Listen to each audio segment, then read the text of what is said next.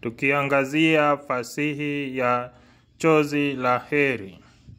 Viongozi wenyewe baada ya kupiga kura walijikalia majumbani mwao na kuendelea kutazama masahaba wao kwenye runinga wakiendelea kuzozana.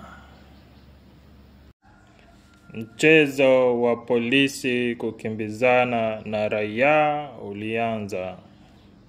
Katika mchezo huo, mamia ya roho zisizo na hatia zilisalimu amri chini ya pambaja za risasi na mapigo ya rungu. Vitoza machozi navyo vikafanya kazi barabara.